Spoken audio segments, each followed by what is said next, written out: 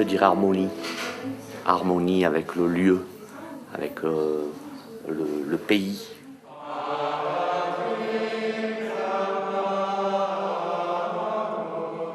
Anciennement, c'était très important. Et puis, ils ont aidé beaucoup de familles, quand les familles étaient pauvres.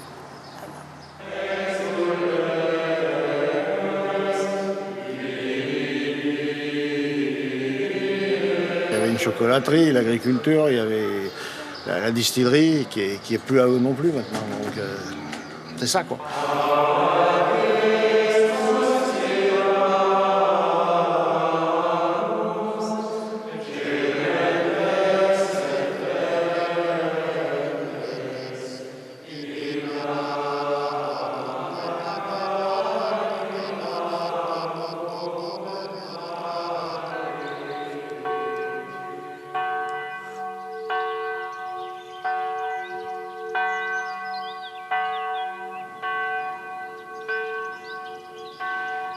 Notre-Dame d'Aiguebelle est située en plein cœur de la Drôme provençale, à une vingtaine de kilomètres de Montélimar. Fondée en 1137, c'est un des plus anciens monastères cisterciens de France, un ordre qui a toujours accordé une grande importance au travail de la terre. Aujourd'hui, sur un domaine de 500 hectares, seulement une cinquantaine sont cultivés par les moines. Pas encore trop sec dessous. On attendra un petit peu pour arroser. Nous avons commencé à mettre des chênes truffiers il y a une trentaine d'années. Et cette année, nous avons continué à faire des plantations de truffiers, comme vous pouvez voir ici, en vue de récolter, si possible, des truffes d'ici 10, 20 ou 30 ans. Les grosses cultures, c'est pour tout le monde pareil, ça ne rapporte plus beaucoup. On se maintient à des cultures, peut-être, qui plus tard arriveront à produire telle la truffe et avoir un petit revenu, quoi. Voilà.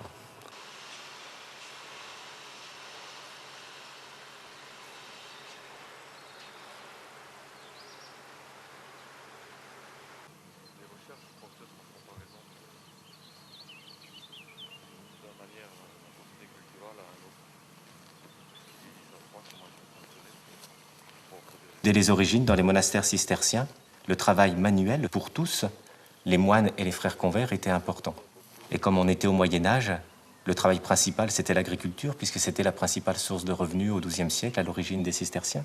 Peut-être qu'une particularité d'Aiguebelle, c'est que les terres autour du monastère ne sont pas riches.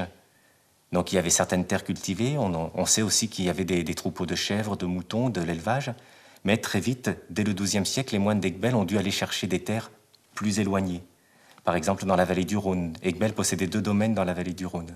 Un autre domaine au XIIIe siècle, près d'Orange, où les frères pouvaient se fournir en huile d'olive, en vigne, tout ce qui ne poussait pas ici, à côté du monastère.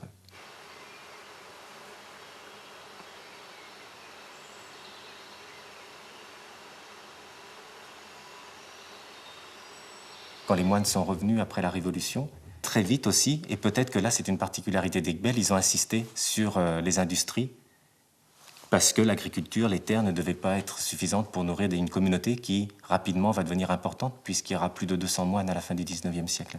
On va construire un bâtiment dans la deuxième moitié du XIXe pour accueillir une minoterie.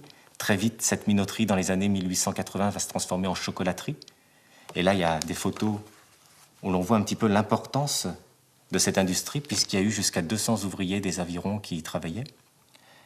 Tellement importante qu'il a fallu la délocaliser déjà au début du XXe siècle, la transférer dans la ville voisine de Donzère.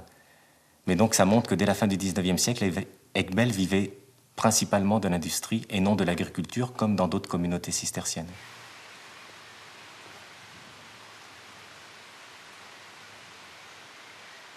Après la Première Guerre mondiale, la chocolaterie petit à petit est passée à d'autres mains.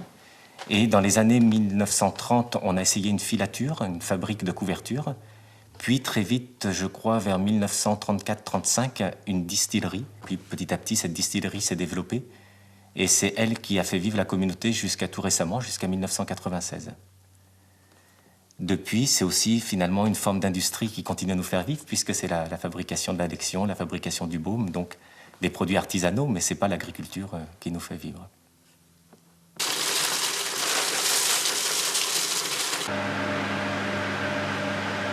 Brou de noix, chardon béni, menthe poivrée, fleurs de sureau sont quelques-unes des 52 plantes qui rentrent dans la composition de l'Alexion, le produit phare du monastère depuis 1996.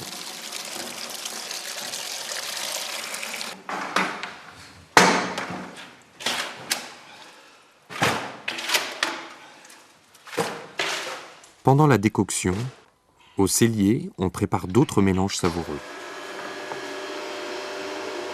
Numéro 5 c'est fait directement.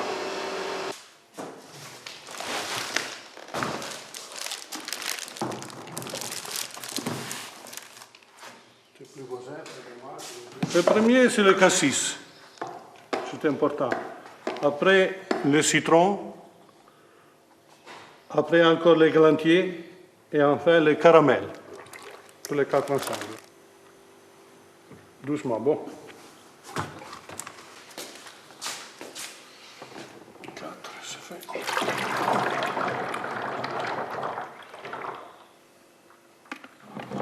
Quelque chose à terre ici, comment, quelques petits cartons pour pas... 35 moines, de 33 à 92 ans, forment la communauté d'Egbel. Ici vivent ensemble, travaillent ensemble et prient ensemble des Italiens, des Polonais, des Canadiens, des Camerounais et des Français, isolés du monde extérieur.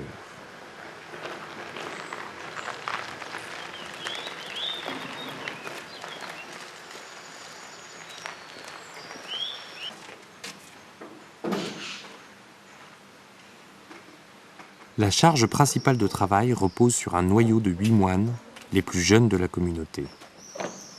Le travail des frères représente près de 60% des revenus de l'abbaye, le reste se partageant entre retraite des anciens et demande de sacrement.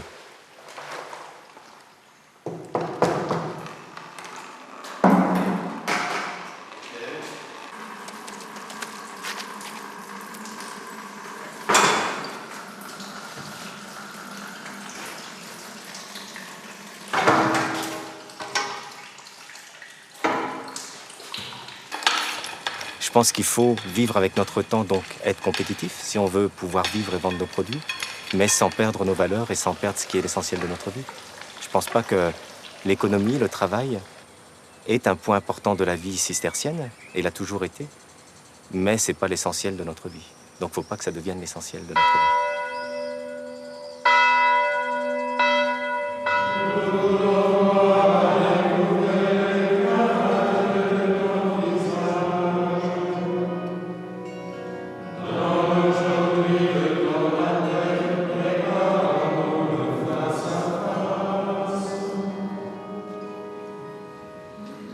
Représentant environ 4 heures de prière, 7 offices rythment la journée du moine d'Egbel, de 3h30 du matin à 20h le soir.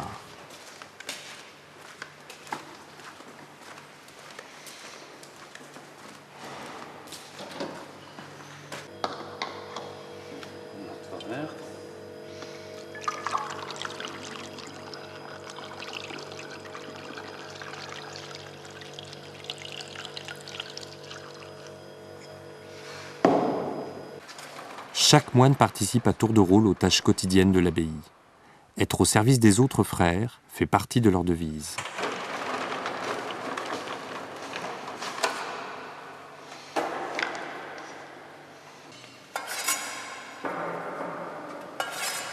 Nous vivons de l'Alexion, comme ça. Certains en ont besoin, d'autres qui ne boivent pas du vin qui prennent de l'Alexion à la place. Et donc nous mettons de l'Alexion. Comme je l'ai dit par ailleurs, nous mettons des bouteilles d'Alexion qui ne sont pas commercialisables à cause d'un petit défaut sur la capsule ou bien sur l'étiquette ou comme ça. Alors, ou même il n'y a pas d'étiquette, vous voyez, maintenant, c'est très variable. Nous mettons de l'Alexion à chaque table. Ouais. Le dimanche, il y en a toujours. La semaine, pas toujours.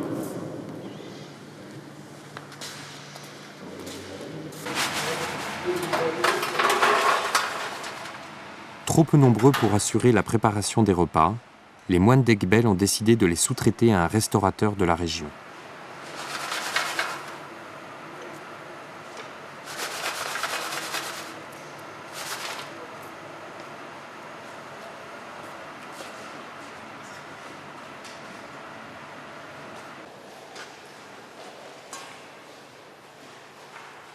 Architecture épurée, simplicité du mobilier, tout ici est en osmose avec les vœux de silence et de pauvreté.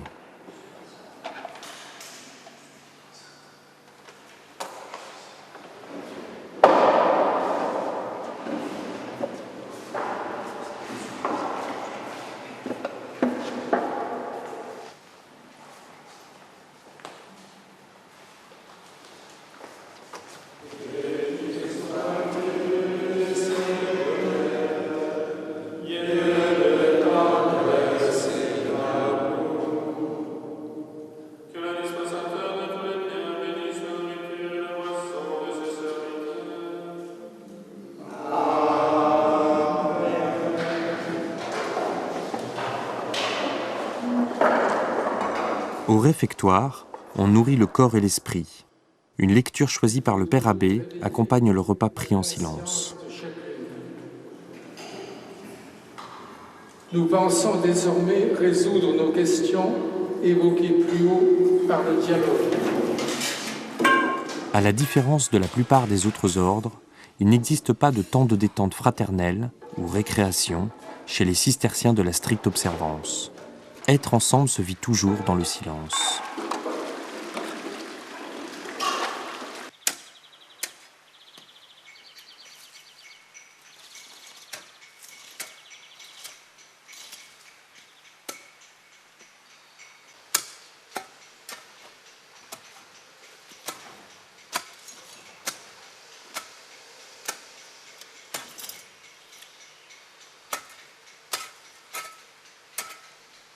L'homme se construit en travaillant, beaucoup. Je suis né à la campagne, donc c'est important que je conserve l'entraînement un peu. Ici, pendant presque 20 ans, j'ai mené le troupeau de brebis. C'était un autre travail. Alors ça, j'étais un peu spécialisé, je ne faisais que ça. En gros, quoi. Toute l'année avec les bêtes.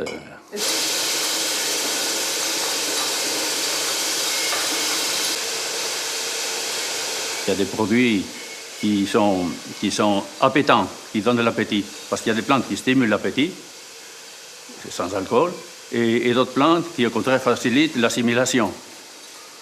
Et puis d'autres choses qui complètent. Et ce qui fait que c'est vraiment très bon pour tout le monde.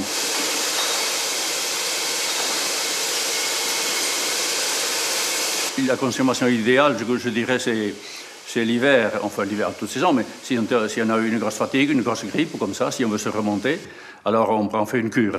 Le mieux, c'est de faire une cure, 3 semaines, 4 semaines, un verre à chaque repas, ou même un petit peu avant le repas, un verre, et normalement, ça fait un bon effet. Voilà. Alors, on va tourner de nouveau, hein, ça va?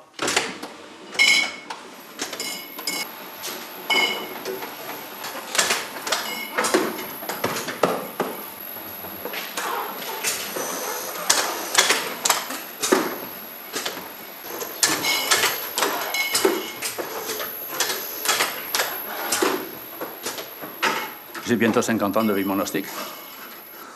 C'est déjà en bail. Il y en a qui sont plus vieux que moi dans la maison, à tout point de vue. Mais enfin, ça fait déjà pas mal. Je trouve que 50 ans, si on peut tenir, Dieu nous tient, mais il faut y mettre aussi du sien quand même. Il faut reconnaître, il y a des jours où c'est pas si facile. Il faut y mettre du sien.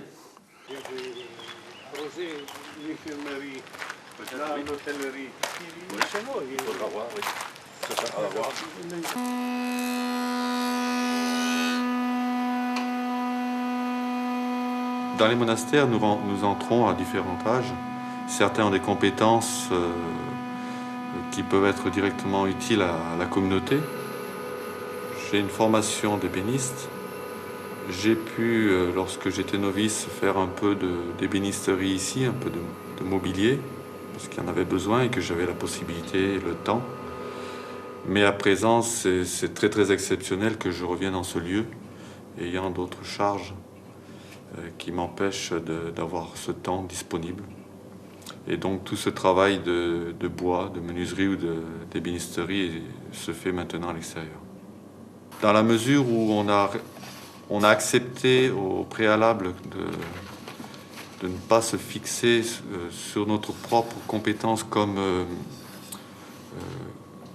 moyen de se valoriser et comme moyen de s'épanouir, on est détaché par rapport à notre propre compétence, quoi.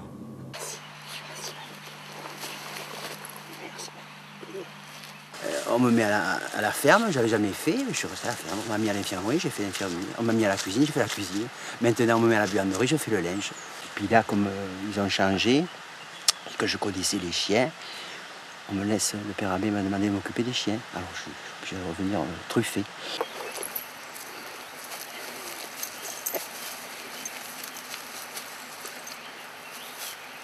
De toute façon, ça vous change les idées, hein, le travail qui est changeant, je trouve que c'est pas comme derrière une chaîne à une machine.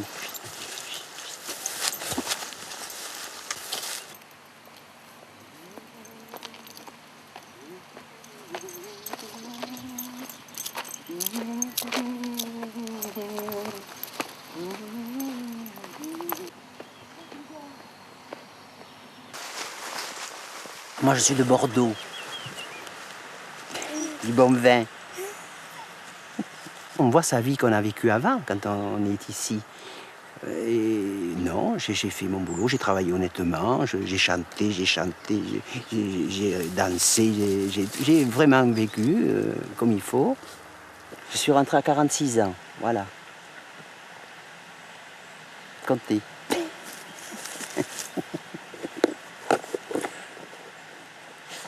Les jeunes qui rentrent, ils ont été à l'ordinateur, ils ont le téléphone, ils ont la télé, ils connaissent la sexualité, tout ça. Faut pas... C'est vraiment un appel. Alors les jeunes, je les admire qui restent là. Donc on voit bien que c'est quelque chose d'intérieur, c'est pas quelque chose qui de l'extérieur, c'est vécu intérieurement. La cellule, vous pensez à une chambre, mais c'est le cœur, la cellule. S'il y a quelque chose qui vous manque, vous partez. Ou incompatibilité d'humeur avec quelqu'un, vous ne pouvez pas rester. Il faut savoir, il faut je pense, se déformer pour se former. C'est quand même un défi parce que c'est une communauté où il y a plus d'anciens que de jeunes. Donc il ne faut pas que le travail prenne trop de place. Et il faut garder l'équilibre qu'a voulu saint Benoît dans sa règle entre le travail, la prière, entre le travail, la prière et l'étude aussi. Donc je le vois plus actuellement comme un défi de faire en sorte que le travail ne prenne pas trop de place et qu'on arrive à garder l'équilibre monastique au sein de la journée. À l'infirmerie, les anciens et les malades participent avec leurs moyens au travail de la communauté.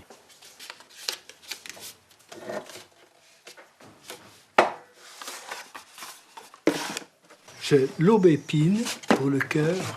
C'est un stimulant cardiaque excellent, excellent. La camomille pour l'estomac, la digestion et un calmant. En priorité, c'est nettement le mélange intitulé minceur. Alors là, c'est celui qui se vend le plus, des fois plus. Et en quantité, le mois dernier, on a dû en faire 800, quelque chose comme ça. Plus les anciens vieillissent dans la suite de Jésus, plus ils deviennent libres intérieurement. Et je pense que la force d'une communauté comme la nôtre, où il y a beaucoup d'anciens, c'est cette capacité de vivre la liberté intérieure dans un grand climat de paix. Ils ont vu tellement d'eau passer sous les ponts qu'il n'y a plus beaucoup de choses qui les désarçonnent.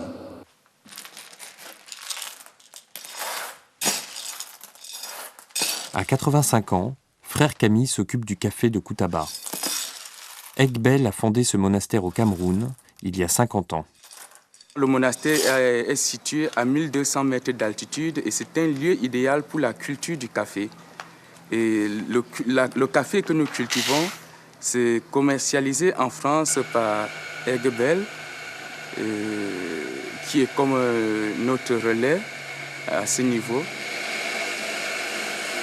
Nous venons 3 fois par année pour les sessions de théologie et nous retournons de temps en temps en communauté à Koutaba parce que notre communauté est essentiellement jeune. La lecture méditée de la Bible est un moment très important dans la journée du moine. Chez les cisterciens d'Egbel, la Lectio Divina se fait au scriptorium. La Lectio Divina n'est pas pour nous le moment de satisfaire tout simplement l'intelligence, mais plus encore le moment opportun pour cultiver le jardin du cœur. Quand je fais la Lectio Divina, je me compare toujours à un ruminant, à une chèvre qui, ayant brouté à toutes sortes d'herbes pendant la journée, revient le soir à l'abri, au repos. Elle ne bêle plus, tout simplement, elle rumine la parole.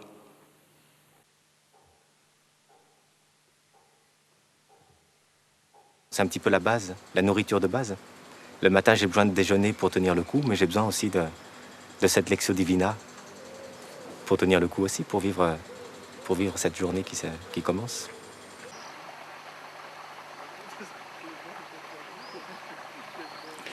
La force d'une communauté où plusieurs générations se retrouvent, c'est précisément d'avancer ensemble dans l'entente et l'attente les uns des autres. Il y a aussi toute la figure du père. Et là, c'est un sujet qui est toujours plus délicat et plus difficile à aborder pour un père abbé. Il faut savoir apporter cette double dimension de tendresse, d'affection, de compassion, mais aussi de fermeté. Et parce que, encore une fois, ce ne sont pas des enfants qui me sont confiés, ce sont des frères qui acceptent librement, dans une démarche de foi, de reconnaître que je peux représenter le Christ pour eux. Mère aussi, pas seulement père, dans l'accompagnement des frères anciens, mais aussi des frères plus jeunes qui ont besoin eux aussi de sentir non pas seulement que la fermeté, mais le conseil, les directives, mais la présence aimante.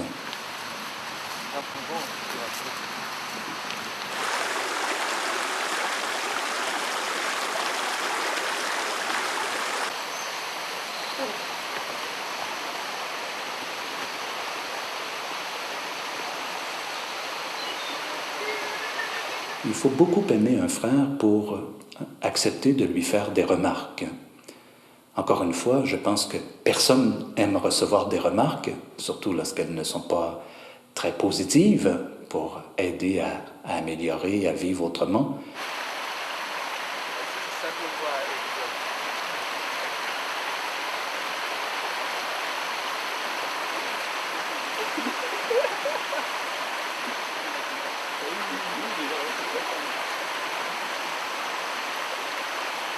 Et puis la communauté forme son abbé. C'est elle qui le choisit. Et à travers ses silences, ses absences, ses rouspétances, finalement, elle façonne aussi son abbé.